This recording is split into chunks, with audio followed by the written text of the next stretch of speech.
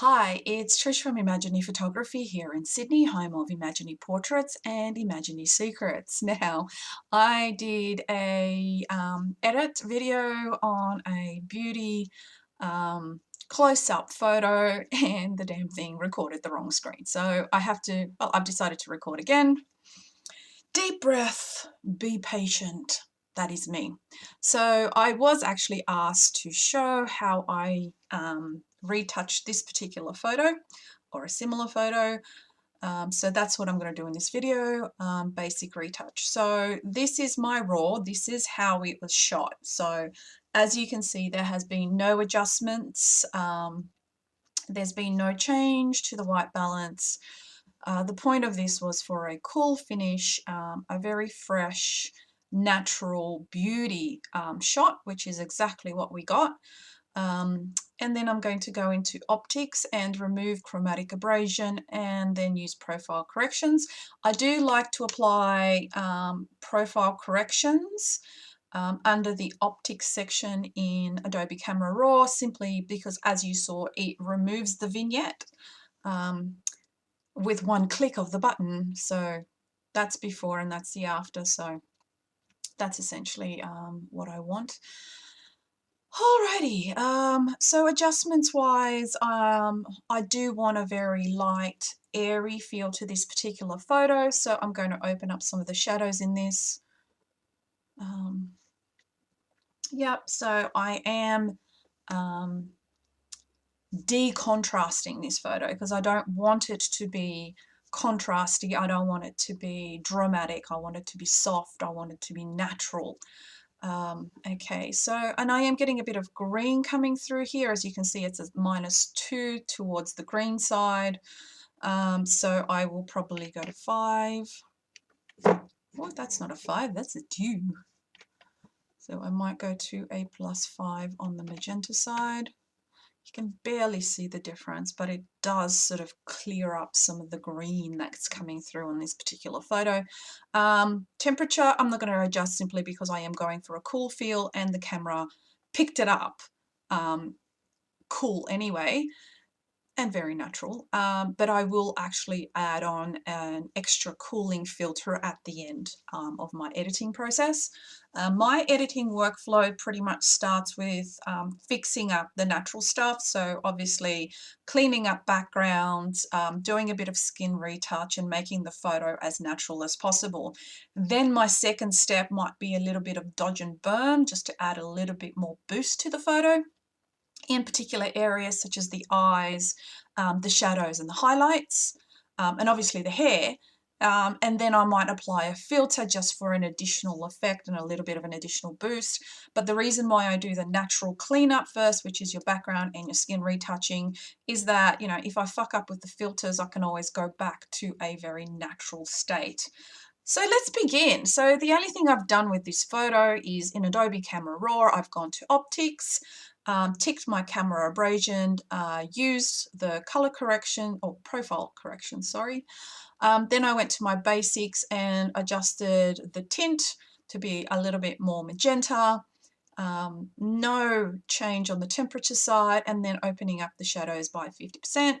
I didn't use the 60% in this particular case. It's a different scale, so it's not like opacity. It's a different scale, so I don't always stick to the 30 to 40 if it comes to a different type of scale, like for example shadows, highlights and exposure. And exposure in Adobe Camera Raw is not exposure, it is mid-tones. Adobe fix it, be honest. All right, let's do this. So we're opening it up in Photoshop. Oop, that's the photo I've been working for the last 2 days and I haven't finished it yet. I will get to it today. Let's do it. All right, so let's move my face out of the way. So the first thing I do here will be neural filters. So I go to filter, neural filters. Again, if you want this, you can download it from the cloud and then download your skill smoothing filter. And then I just click on click, there we go, and then it will apply. And that's way too much, way too much blur. So I'm going to bring back the blur for that one. And smoothing, is that, I have just started using this skin smoothing filter, so bear with me. All right, I'm going to click OK. And again, because it creates an additional layer, you can change the opacity of that layer. So if I'm feeling like this is way too much, which really it isn't, as you can see, but again, what you can do is obviously add a mask to it and then just with a black brush remove that effect if you really want to. Okay, so I'll leave it at 60% opacity, black brush, and I want to remove it from here. Anywhere that it just looks too smooth, I'll remove it. Okay, there we go. And then obviously, if I'm feeling that's a little bit too much of where it is, then you can, oh, the nose. The nose you sort of want to keep sharp, so that's one of the areas where if I sharpen an image, it will be at the bottom of the nose. So you want that nice and sharp and crisp. The lips, obviously, you want nice and sharp and crisp. You want eyes to be nice and sharp and crisp. And sometimes the eyebrows. So that's the before and that's the after. Am I going to run my frequency separation action? Yes, I am. The reason for that is obviously I want to smooth out the shoulders a little bit and then fix under the eyes and then just do a little bit of fixing on the forehead as well as some of the hairs, so flyaways. So let's begin. So I first turn off my skin texture layer. I go to my skin tone blend, mask, not the layer, but the mask. So again, I'm working on a black mask, so I am then working with a white brush. There we go. And because I'm working on my skin tone blend, I will be using a 60% brush. And then what I do is just simply anywhere where I want to smooth out the skin tones, like I absolutely love this highlight. I would never touch that highlight. I love it. But I sort of do want to blend in under the eye here. I do want to blend in a little bit here. Again, under the eyes. But the main purpose of doing the frequency separation, to be honest, is the shoulder area. So here we go, turn on the skin texture layer back on, and then the before and after of the skin tones. As you can see, it's very, very subtle. But look at the shoulder, it does make a difference. So we've gone from a sort of specular shoulder to a much smoother shoulder just with the underlying. So now what I'm going to do is go to my skin texture, fix up some little flyaways, so that's your J. So when I hit J, I'm usually on patch tool.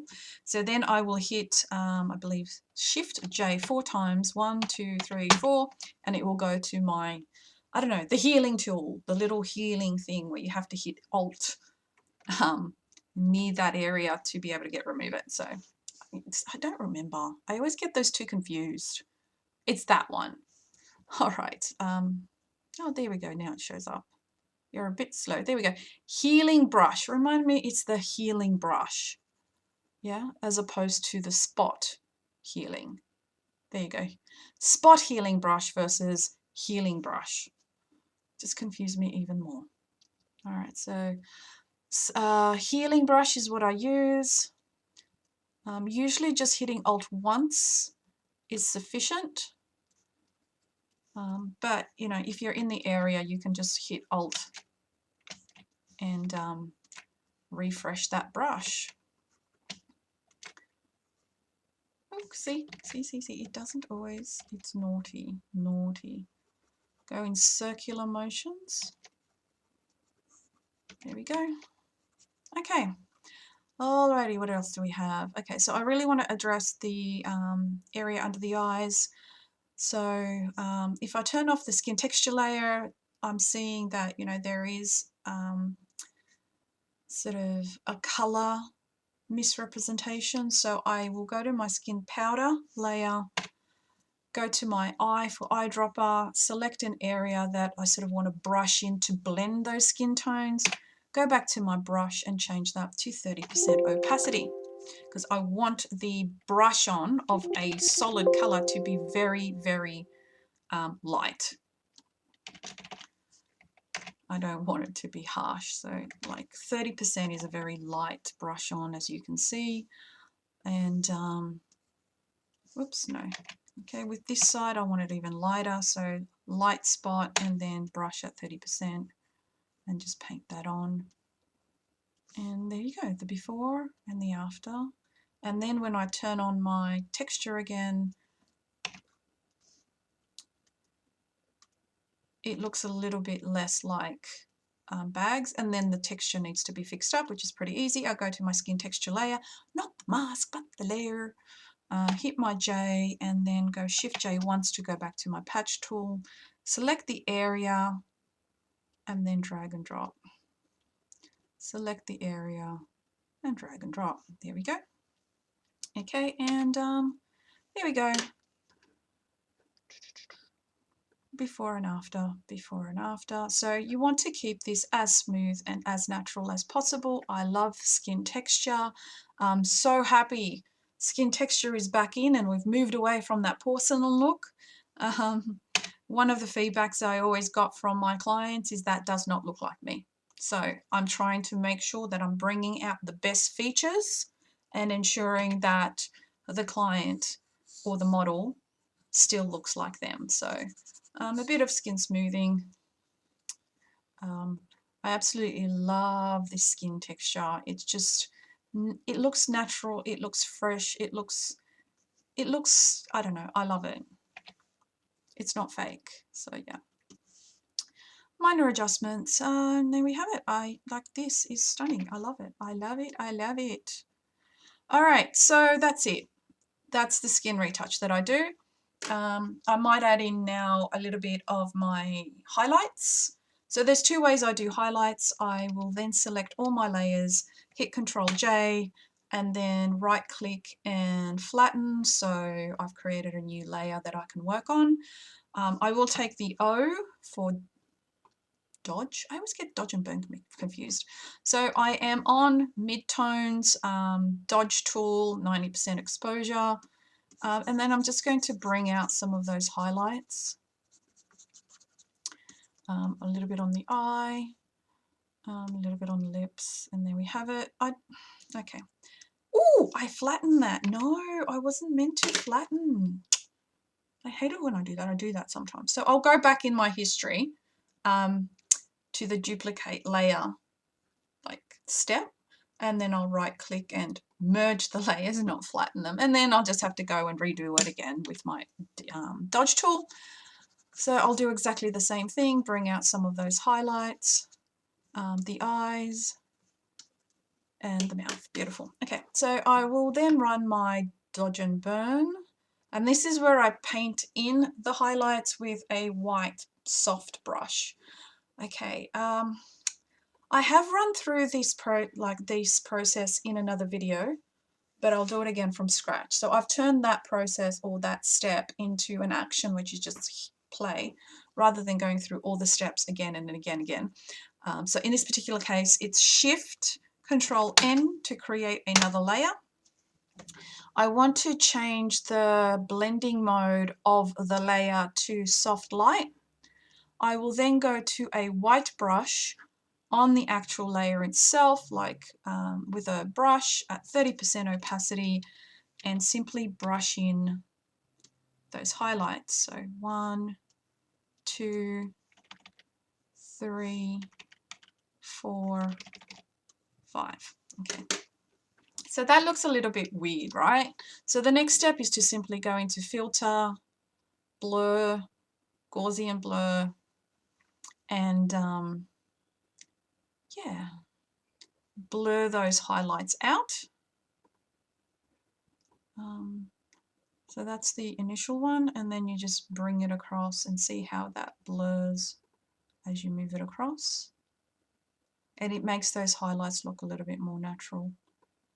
It just, pumps the highlights a little bit. My head's in the way again. Okay, and then I hit OK.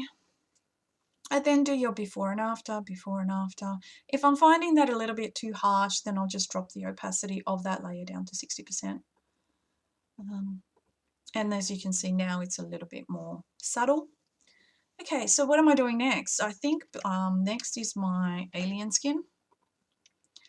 Merge layers and then go to Filter, Leon. Drink coffee. So 2-liter bottle of water and a coffee. Okay, perfect. So this filter is still on from the last time I did an edit on this particular video.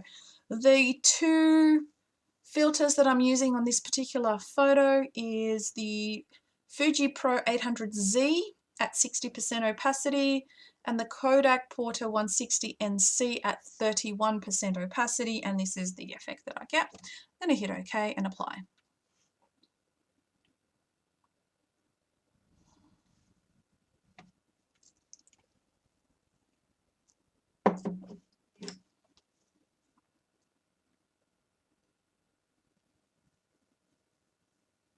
Waiting. See, this is why I have music playing in the background, because the music, no matter how soft I put it, will be blaring over my voice. I think I need to get a mic. All right, so this is the before and this is the after. And again, if I'm finding like this is way too bright, well, then I'll drop it down to 60% opacity. So it's not as full on. Alrighty, so because this layer is at 60% opacity, I will then need to create another layer on top of that. If it was at 100% opacity, I wouldn't have to for my next step. And the next step is, so I'm just going to merge those layers just to create a layer on top of that at 100% opacity. I'm going to run the Sean Archer finishing action simply to sharpen the eyes. I like his sharpening effect. I think it's an unsharp mask or a high pass, I'm not quite sure, but like, why would I do it from scratch if I can press a button? Anyway, so I'm going to turn off all those things that I don't want. I can cut contrast, saturation, no. Oh, here we go, cut contrast. Do I want to cut contrast? No, okay, let's leave it. All right, so I go to the sharpening mask, not the layer, but the mask. At this point, it's at 100% opacity. I'm painting on a black mask, hence I'll be using a white brush. And what I'm going to do is paint on the areas that I really want to sharpen. This was taken at a, I think it was 2.8, f2.8 aperture. I don't remember. I can check. But essentially, yeah, so I am going for like a depth of field in this particular photo. So I've just sharpened it before and after. It's a very subtle sharpen. If I want the sharpen to be a little bit more stronger, I can increase the opacity to 100%. Beautiful. Okay, wonderful. Before and after. So you can see that subtle sharpen, but it's not a crazy sharpen. Okay, so I'm pretty happy with that. The next thing I want to do is give this photo a little bit of a cool down. I'm still finding it a little bit too warm, a little bit too yellow. So in this particular case, I'm actually going to use a photo filter. So as you can see, it's the first option is a warm photo filter, but I'm looking for a cooling filter. As you can see, it's very, very obvious. So with this particular case, I'll drop it down to 60% opacity. And if I'm finding that's still too much, I'll then drop it down to 30% opacity. And then see what it looks like. So yep, so 30% is more than enough. I can check what the other cooling ones look like and see which one I like better. Do I like cooling filter number 80? Do I like cooling filter number, well, LBB? Or do I like cooling filter 82? So 82 is a little bit more cyan, whereas blue tends, like cooling tends to be a little bit more blue. I actually do like the 80. Quite happy with that. Looks pretty good, very natural. You can see the texture on the face. I did not remove very much of it. The secret to a good natural retouch is retaining as much skin texture as possible. Obviously with this beautiful young lady, it wasn't really that hard to do a natural skin retouch. She has flawless skin. So as you saw, there's really not much to do. If I find someone that requires more work on a natural retouch, I'll do a video on that, because every single shoot that I do starts off in this way. So I don't care how young or old you are. I don't care, you know, how your skin looks like. I will always start off with a natural beauty shot like this. I want fresh, I want natural, I want beautiful, in every single shoot that I do. So I'll actually do one of Deepika. Oh, her natural beauty shot is phenomenal. So yes, that would be the next one, the natural beauty shot of Deepika. You need to subscribe to see the next video. It's phenomenal. Unless I've already done it. I don't think I have. No, I haven't. No, I'll show you. I'll show you what I mean when I say that for every single shoot, for every single woman, I will do a natural beauty shot to start off with. And it's fantastic. It's amazing no matter what skin type they have, how old they are. These shoots at every single photo shoot have been magic for me. So I will do more videos of different women in this natural style of shoot. This is done with one light, magic big one light. In case you're wondering what kind of lighting I'm using. I do sort of behind the scenes with my TikToks. So if you want to see what my lighting setups look like, jump onto my TikTok. I believe it's called Imagine Sydney. But if you jump onto my website, you'll be able to see where my TikToks are. Just look me up, Imagine Sydney, I believe it is. And you'll see the behind the scenes of what my lighting setups look like.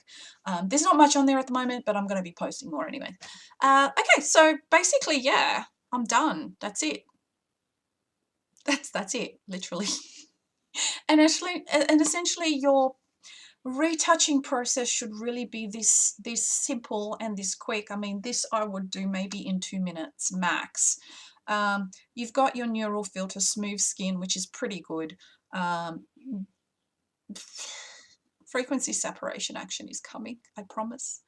Then it's just a little bit of dodge and burn to bring out the highlights. Add alien skin for, you know, a filter just to give it a little bit more boost. Give it a little bit of a sharpen and adjust the color grading, and you're done. Okay, that's it. We'll see you in the next video.